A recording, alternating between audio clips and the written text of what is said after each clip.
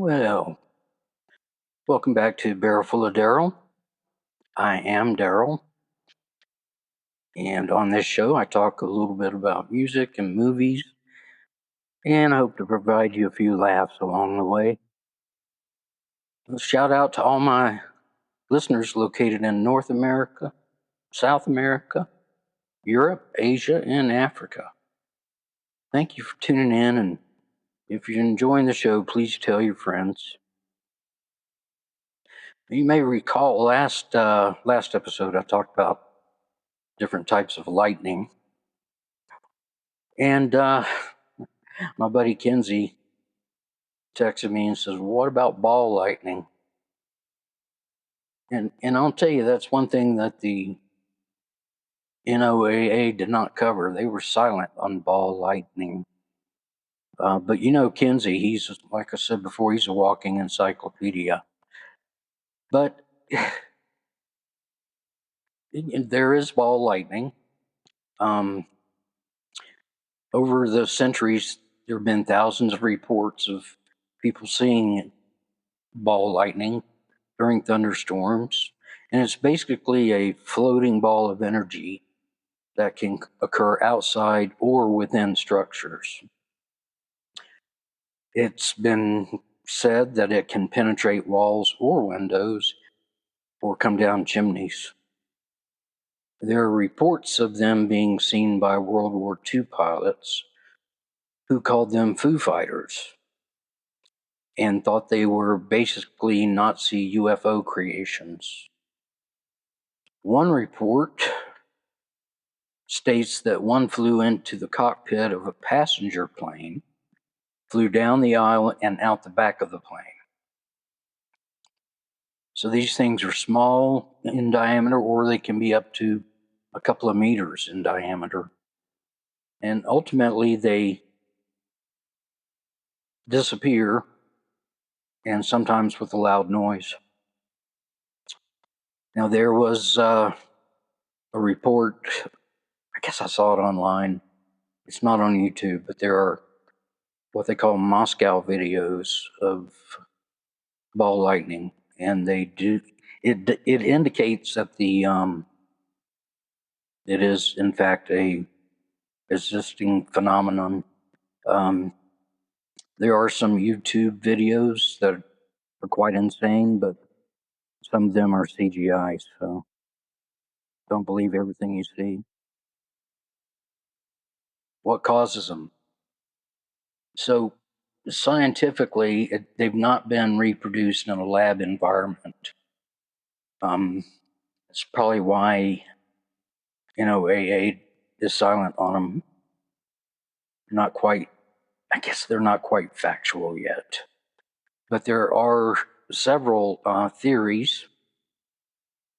One is hallucinations. Scientists can use a transcranial magnetic stimulation on your visual cortex, and the result is hallucinations of balls of light. There's several other theories, and I'm not going to go too deep into them. I'll just mention them. Vaporized silicon, oxygen vaporization, electrically charged solid core model, microwave cavity, and a hydrodynamic vortex ring antisymmetry, which basically is trapped plasma. So there's been a lot of theoretical work on this, but not one single theory explains all of the events and phenomena that occur. Okay, enough of that. Let's go to music. Speaking of Foo Fighters, let's chat about the American rock band Nirvana. They were founded in Aberdeen, Washington in 1986 by guitarist Kurt Cobain and bassist Chris Novoselic. I'm sorry I murdered that last name. Novoselic. Anyway, his name's Chris. They're a trio with a rotation of drummers until they recruited Dave Grohl in 1990. They popularized alternative rock, which basically came out of the Northwest of the United States, and they were part of the Seattle grunge scene. Now, they released only 3 studio albums, starting with Bleach in 1989, that went unnoticed. But in 1990, they released their landmark album, Nevermind, with the hit song Smells Like Teen Spirit. And this brought them global success. And this album was certified diamond and ended the popularity of the hair metal genre. Their highly anticipated third album, In Utero, was released in 1993 and was critically acclaimed by critics. Well, sadly, Kurt Cobain committed suicide in April of 1994. Later that year, in November, a live album for their MTV Unplugged in New York was released. And it won a Grammy for Best Alternative Music Performance. They are one of the best-selling bands of all time, selling more than 75 million records worldwide. Their sound is punk and influenced by punk, and characterized by dynamic contrast with quiet verses and loud, heavy choruses. You know, on my first listen to the album Nevermind, my mind was blown away. I was also quite happy with the death of hair metal. Sorry if that's one of your favorites. And this band, as well as many others that followed, gave me a much needed new path of musical exploration. So, following the death of Kurt Cobain and the breakup of Nirvana, the drummer Dave Grohl received many offers to work with other bands, such as Pearl Jam. And he almost accepted an offer to drum for Tom Petty and the Heartbreakers. But in the end, he decided he didn't want to just be a drummer in a band for the rest of his life. So he formed his band Foo Fighters in 1994. Now, the eponymous album was released in 1995. In this album, Dave Grohl plays all the instruments, does all the singing, and he completed it in 6 days. So it was basically a solo act for the first album. The songs on this album drew record label interest, after which Dave went from being a solo act to forming a band. In 1997, they released what became my favorite album, The Color and the Shape. This album is a sonic exploration of wall of sound, hard rock, and every song is great. Now, the Foo Fighters are active to this day, and they released a total of 11 studio albums, and they won 11 Grammy Awards, including 4 for Best Rock Album. I saw them live in Pensacola. I can't remember the year, but it was an awesome show. Here's a funny note. The first album has a song titled Big Me. It was a hit. And in the music video, Dave Grohl is seen carrying around a roll of Mentos. And during his concerts, fans would throw rolls of Mentos onto the stage. And he told us at the start of the concert in Pensacola, please do not throw rolls of Mentos because they hurt like hell. Now, a word from our sponsor. Well, hey there. My name is Cletus Clay Calhoun, and I'm the owner and sole employee at the Calhoun Funeral Home and Taxidermy Service here in Scratch Ankle, Alabama. That's right. I can embalm or cremate your dearly departed, as well as stuff your beloved pet or hunting trophy. Now, I don't expect you podcast listeners to require my services, but you never know. Now, if you come visit our lovely town, you can stop by and I'll show you how embalming is done. Hell, I might even let you do one. However, I'll warn you that business has been a bit slow lately because of all the tobacco users and meth heads have about died off. Now, if your timing is right, I hear Johnny Ray Bubba is on his last leg. But stop on by anyway, and I'll give you a tour. I'll let you sniff the embalming fluid. Ooh. Now, I can also show you some of my fine taxidermy work. By the way, I don't stuff humans, but not for lack of trying. Cletus Clay Calhoun signing off, and I hope to see you soon. And we're back. Today's movie, I'm going to kind of continue where I left off last week. I'm going to talk to you a little bit about Clint Eastwood. You may recall that I discussed his film Million Dollar Baby last time, which won 4 Oscars, including Best Director and Best Film. But Clint, he's been around a long time. He was born in 1930, and he has contributed to over 50 movies, either as an actor, director, producer, or musical score. And he most recently directed the film Juror Number 2 in 2024 at the age of 94. Yeah, he's still kicking it. So early in his career, he got his big break in 1959 when he played a cowboy named Rowdy Yates in the TV show Rawhide. And he attracted a little interest, and he gained international fame later on in the spaghetti western A Fistful of Dollars and its 2 sequels, For a Few Dollars More, and The Good, the Bad, and the Ugly. Spaghetti westerns, they were filmed in Spain, and these movies were directed by Sergio Leone. Now, Clint played the part of a man with no name, a vigilante type of guy looking for stolen gold.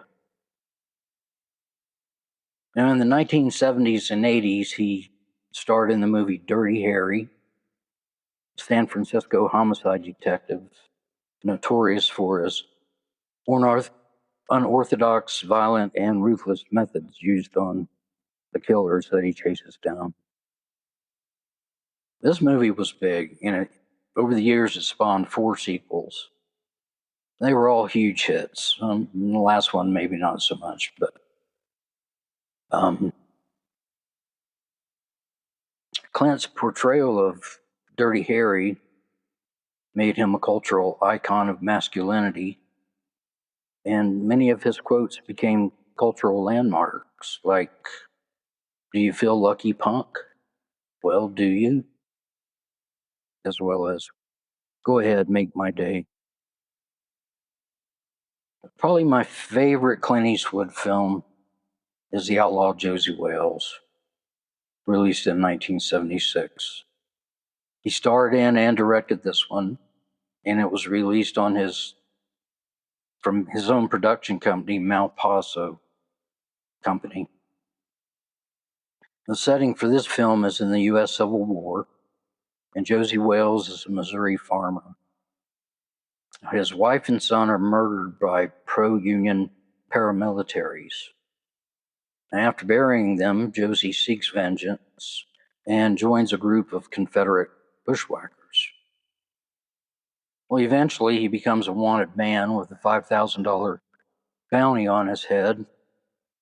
He flees to Texas and begins to collect a few fellow travelers, an elderly Cherokee man, a young Navajo woman, and a woman and her daughter from Kansas whose remaining family members have been slaughtered by Comanches.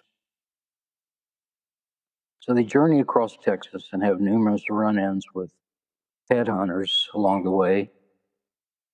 And they eventually arrive at an abandoned ranch where they settle down.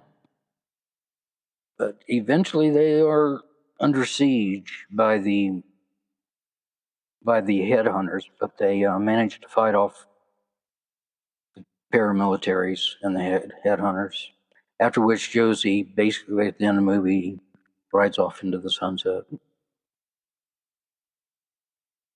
In 1974, he released the movie Thunderbolt and Lightfoot, co-starring a young Jeff Bridges, in which they are bank robbers.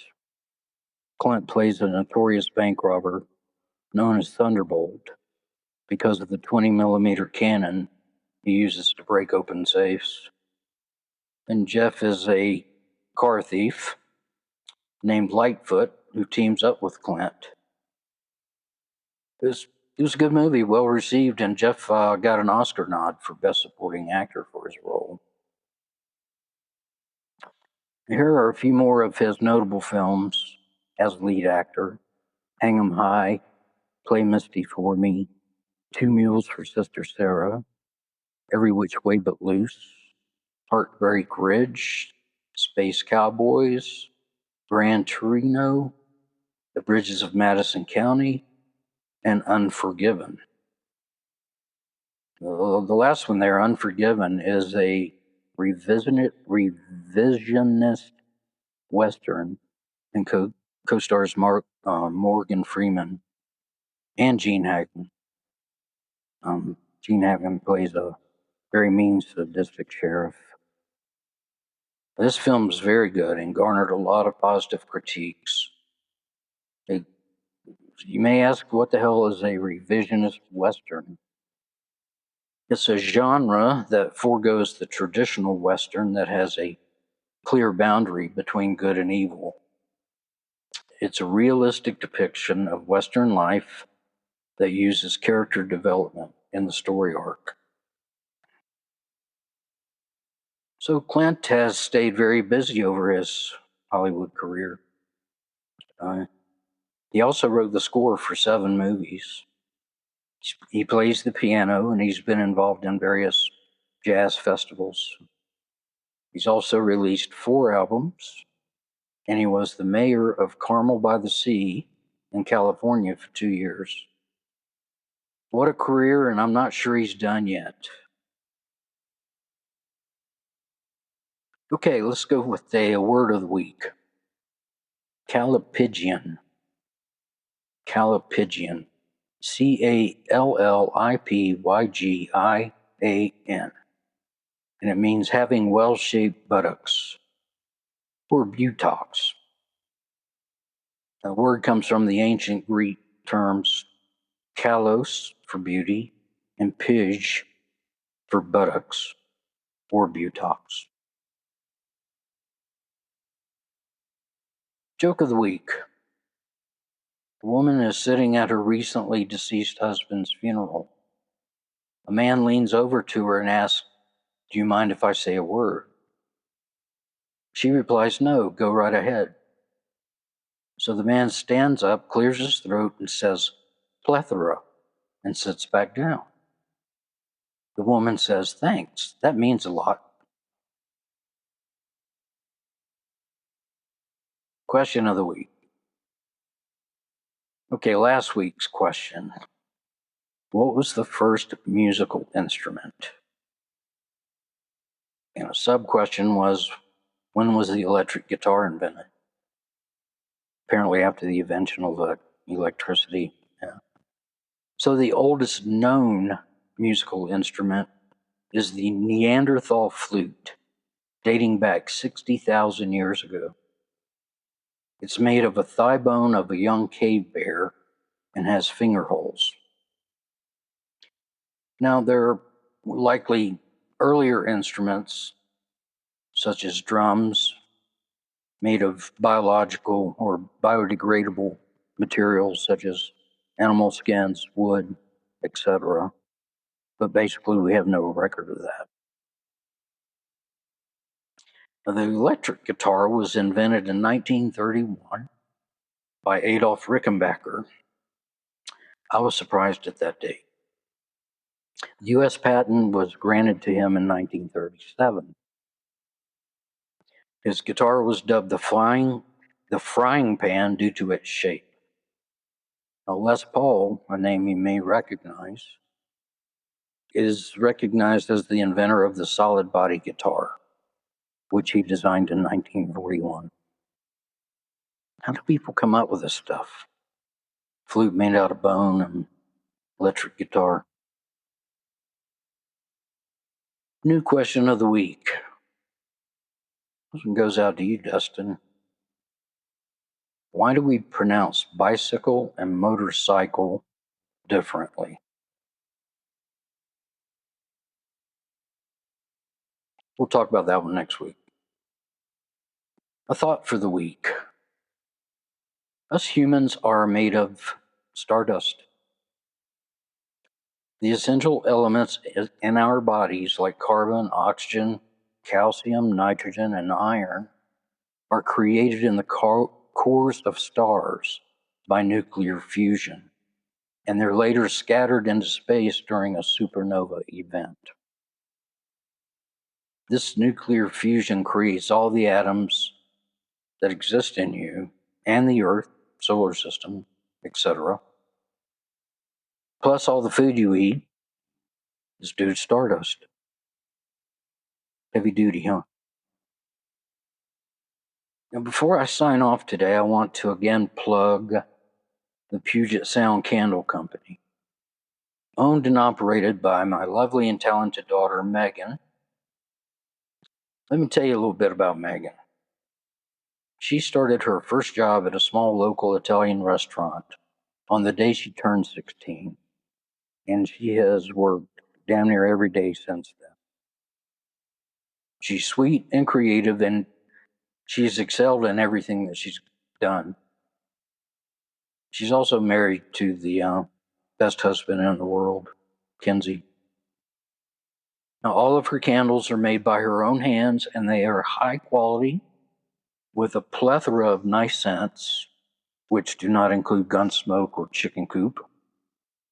And she's been making them for 5 years now, so she really knows what she's doing. She's been through the R&D process, and she's got it nailed down now. So please Google Puget Sound Candle Company and take a look at her products. She also offers linen sprays, diffusers, and beard oils. I use her beard oil on my curly locks, the ones on my head. So it's that time of year to get gifts for your loved ones, and candle from Puget Sound Candle Company is the perfect choice. Don't forget about the Barrel Full of Darrell Spotify, Apple Music, and YouTube playlist that accompany this podcast. Also, you can contact me by clicking on the send me a text button in the episode, or you can email me directly at bfodpodcast@gmail.com. By the way, also, don't forget that the podcast episodes, you have an option to support my show. This is a feature that allows you to send me a little bit of money each month. With your donations, I could buy anything from a gas station hot dog to maybe some new underwear. Appreciate it. Thank you for listening. I hope you enjoyed this episode, and I will talk to you next time. Bye for now.